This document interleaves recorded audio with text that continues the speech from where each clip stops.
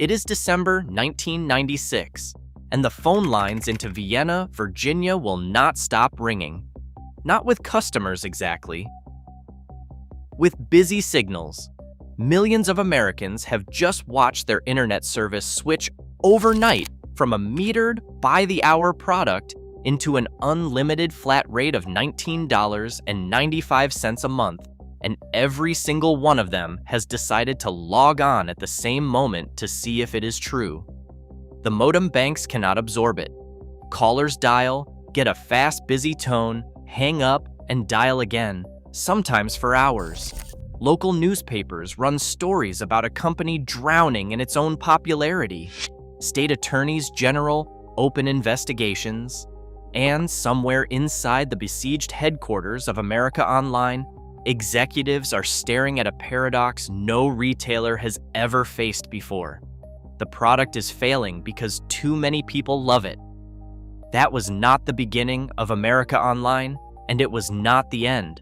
It was the middle of the strangest ride in the history of American technology, a company that went from a failing video game accessory maker to the majority owner of Time Warner in 15 years, and then spent the next 15 unwinding almost all of it, one write-down and one asset sale at a time.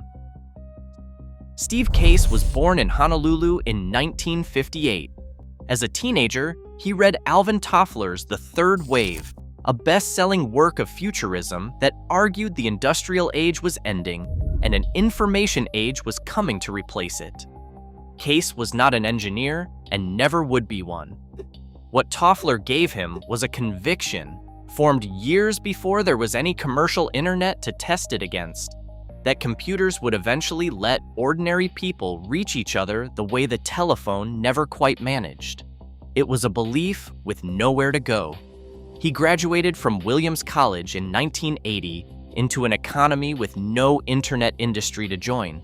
So he did what an ambitious business graduate did instead, consumer marketing. First at Procter & Gamble in Cincinnati, testing hair care products.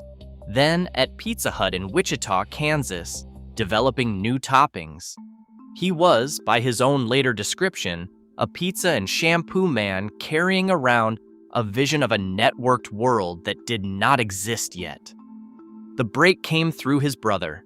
Dan Case was an investment banker, and in 1983, he brought Steve along to the Consumer Electronics Show in Las Vegas, where Steve met William von Meister, a serial entrepreneur with a habit of starting companies faster than he could run them. Von Meister's current venture, Control Video Corporation, had one product, GameLine, a service that let owners of the Atari 2600 download games over a phone line for $1 a play. It was clever and it was doomed, arriving just as the home video game market collapsed under its own weight. Case signed on as a marketing consultant anyway and moved to Washington, D.C. Within months, Control Video was functionally bankrupt. But bankruptcy rarely destroys the people involved so much as it redistributes them, and the wreckage produced the exact team that would matter later. Jim Kimsey, a West Point graduate and decorated airborne ranger with 3 tours in Vietnam behind him, was brought in as a manufacturing consultant by an old classmate at Kleiner Perkins, and turned out to be good at something rarer than engineering talent, keeping a dying company technically alive.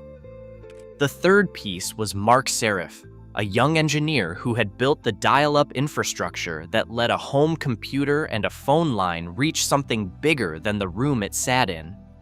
In 1985, the 3 of them reorganized what remained of Control Video into Quantum Computer Services, working out of modest offices in Vienna, Virginia.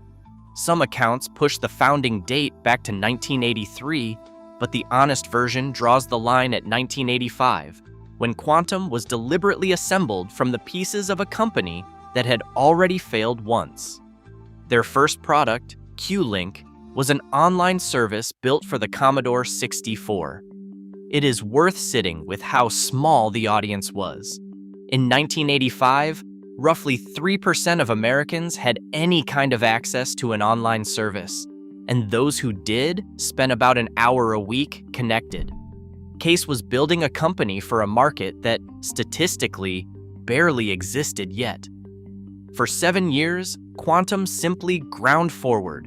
It launched parallel services for IBM-compatible machines and early Apple computers, watched Apple pull out to build its own competing platform, and survived on stubbornness and thin, constantly renegotiated capital raised one difficult round at a time. Case has said there were stretches in the late 1980s when his own parents called to gently suggest he find a real job.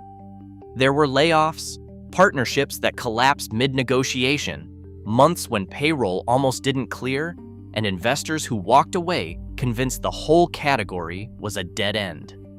None of it stopped him.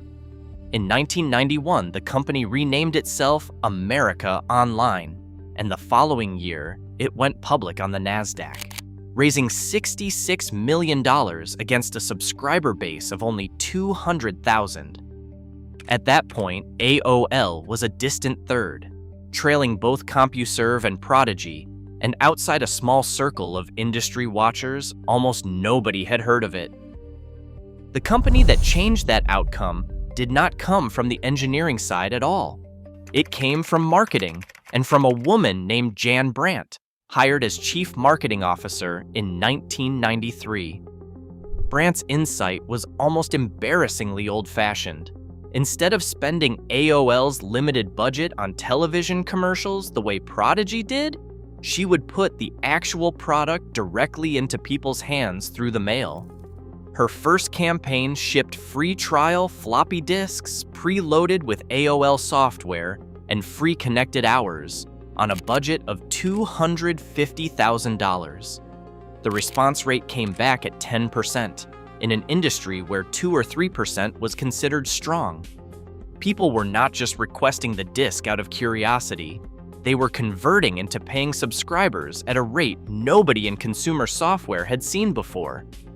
So Brandt scaled it, and the scale of what followed has no real precedent in American marketing. The discs moved out of mailboxes and into Blockbuster rental sleeves, magazine inserts, cereal boxes, Barnes and Noble checkout counters, even packages of frozen steaks. Brandt called the strategy carpet bombing, and by her own account, at its height, roughly half of all the compact discs manufactured anywhere in the world carried an AOL logo. Across the 13 years the campaign ran, from 1993 to 2006, more than 1 billion discs were distributed across North America. The economics were almost too good to believe. Each subscriber cost about $35 to acquire, stayed connected for roughly 25 months, and generated close to $350 in lifetime revenue. At peak velocity, AOL was signing a new subscriber every 6 seconds. The base climbed from 200,000 in 1992 to more than 10 million by decade's end, driven by a disc a person might find in their mailbox, their cereal box, and their video rental bag in the same single week.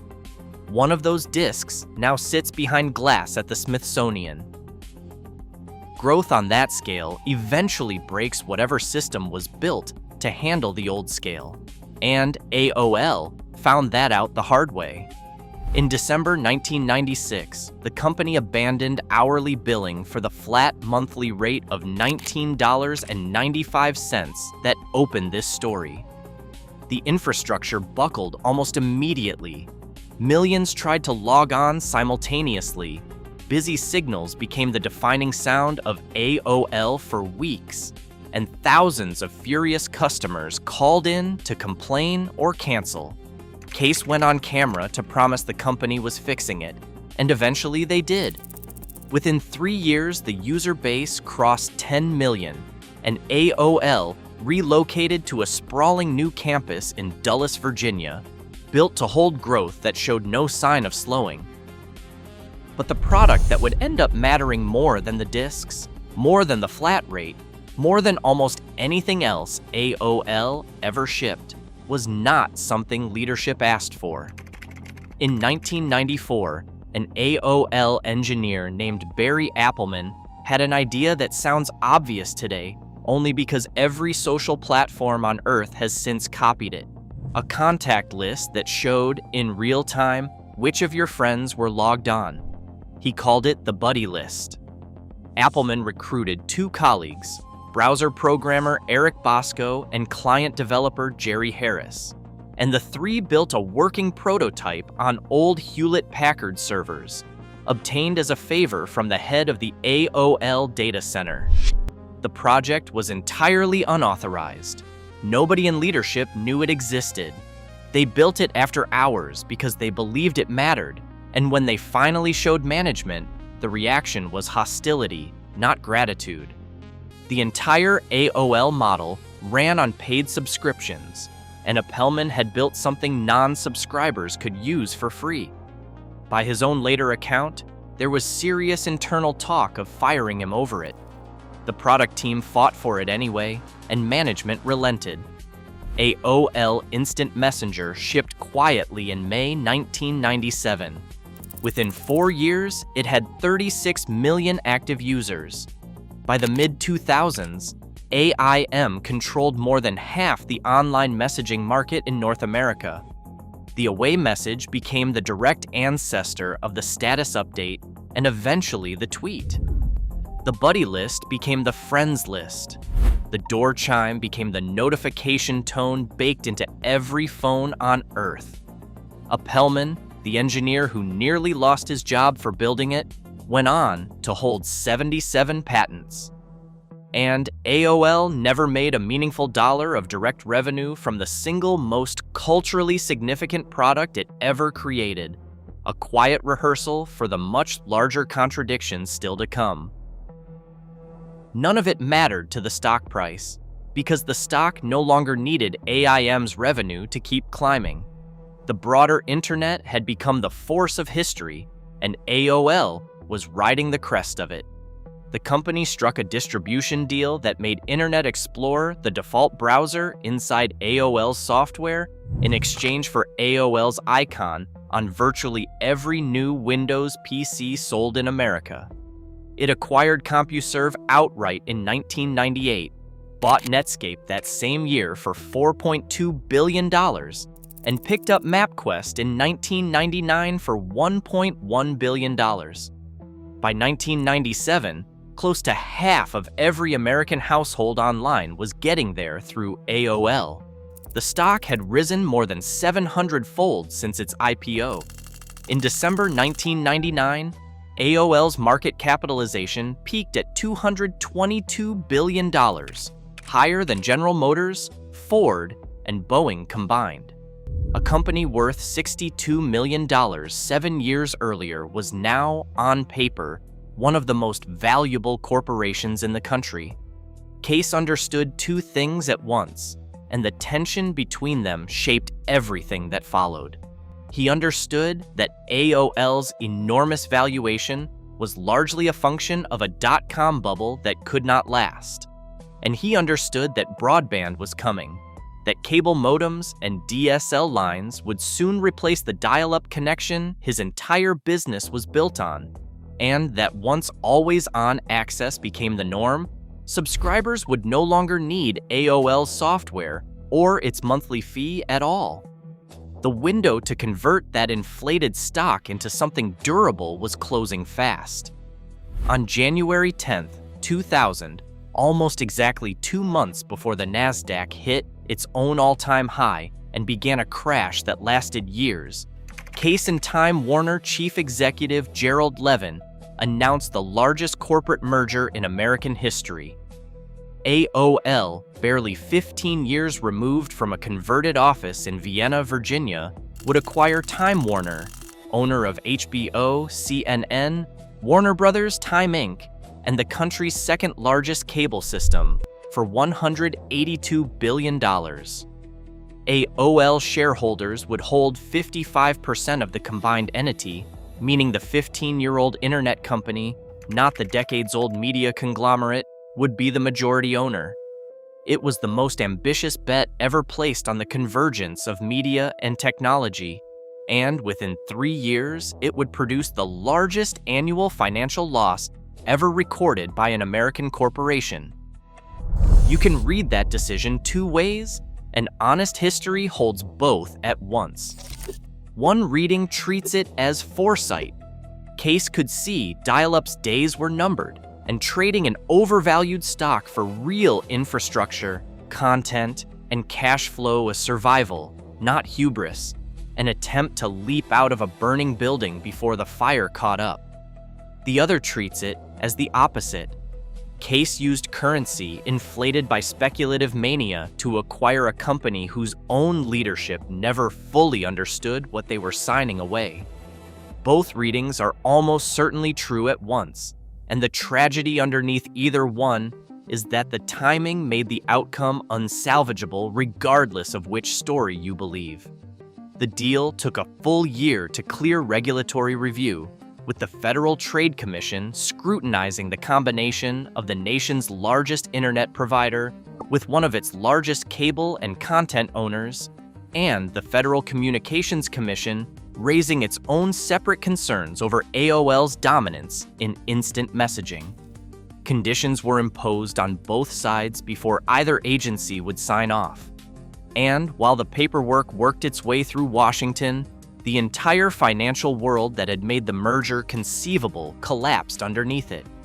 The NASDAQ peaked in March 2000 and slid for more than 2 years. .com advertising revenue, the exact fuel that had powered AOL's growth, evaporated almost overnight. The merger officially closed on January 11, 2001, and by then, the currency Case had used to buy Time Warner, AOL's own stock, was already deep into its decline.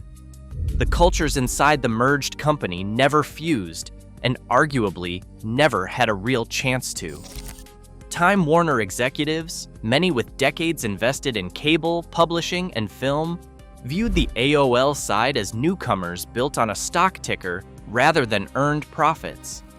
AOL executives viewed their counterparts as slow-moving relics who did not grasp the scale of what the internet was becoming.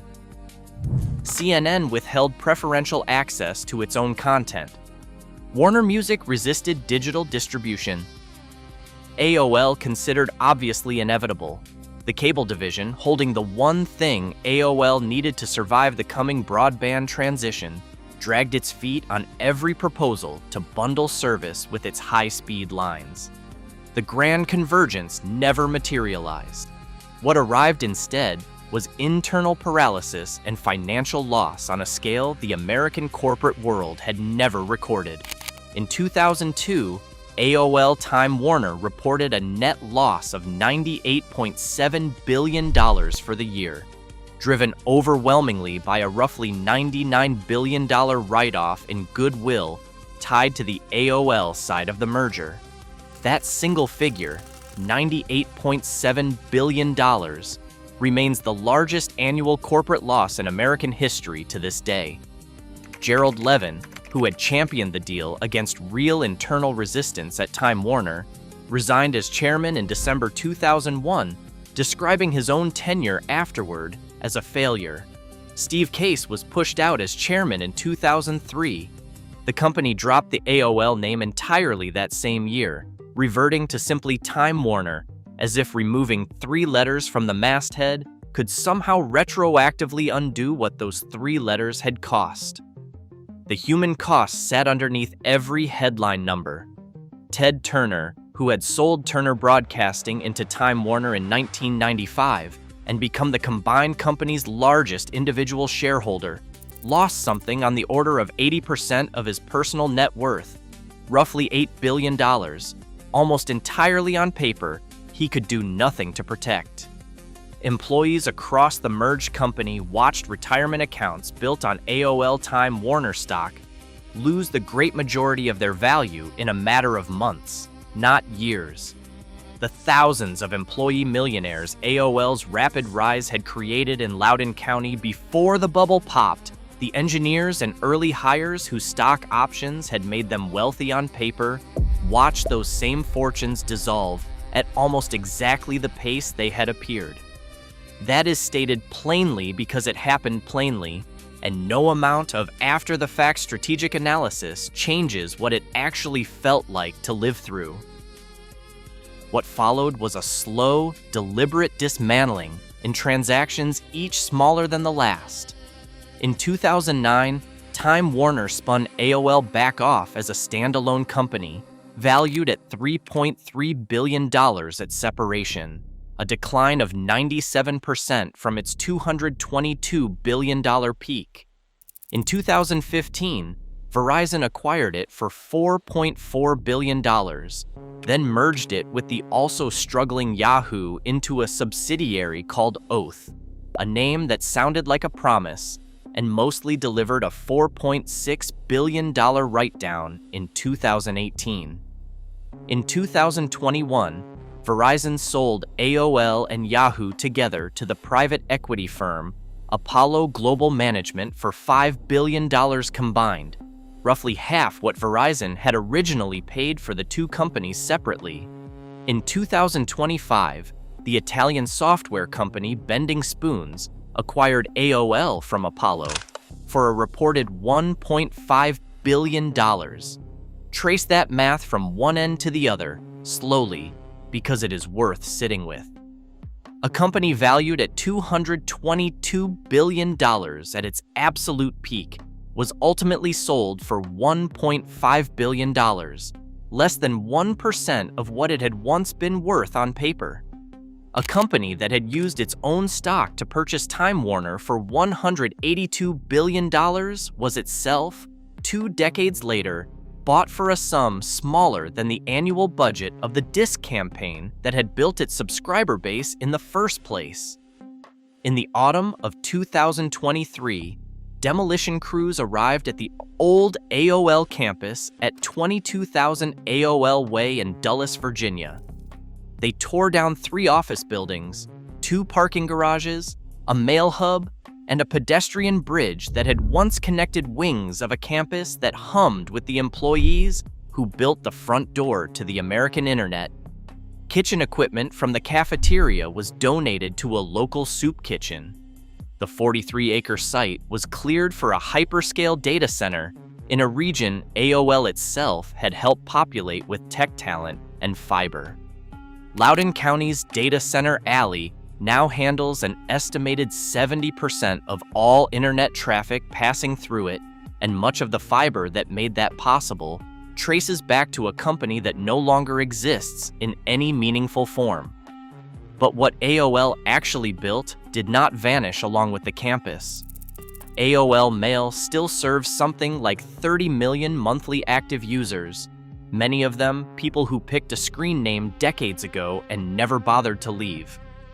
The away message a teenager agonized over, rewritten 3 or 4 times before dinner, was the rough first draft of the status update and the tweet. The buddy list became the friends list on every platform that followed. The notification chime descends in an almost unbroken line from the door-opening sound of AOL Instant Messenger. Mark Zuckerberg has said, shaped how he thought about messaging on Facebook. Every group chat and read receipt on every phone carries some trace of what Barry Appelman built on borrowed servers, because he believed it mattered even after his bosses told him to stop. One of Jan Brandt's original trial discs sits behind glass at the Smithsonian, cataloged as an artifact of how ordinary Americans first physically touched the internet. The Internet Archive actively collects surviving AOL CDs from estate sales and thrift stores, preserving them the way a museum preserves pottery shards from a civilization that rose fast and did not last. And for the tens of millions of people who dialed in during those years, the sound is still somewhere in the back of the memory. The modem handshake, the static, and then the 3 words that told you the connection had caught. You've got mail. America Online was not simply a company that lost a technology race to faster, better-funded competitors. For a very real stretch of American life, AOL was functionally identical to the internet itself for tens of millions of families, right up until the moment the internet no longer needed a front door, a monthly fee, or a walled garden to get inside. It sold the culture a doorway, made the doorway a household verb, turned 3 recorded phrases into a cultural reflex, and then watched broadband quietly remove the need for any door at all. If you ever had an AOL screen name, sat through the modem screech holding your breath, waiting for the connection to catch, agonized over the perfect away message, or pulled a disc out of a cereal box on some ordinary Tuesday morning, drop a comment below and tell us the screen name, the year, and whether you can still hear the voice in your head. The people who actually dialed in know more about what was built and what was ultimately lost than the people who eventually sold it off in pieces. Subscribe, because this channel keeps digging into the companies that wired the electronic world, and we have another one of these stories coming next.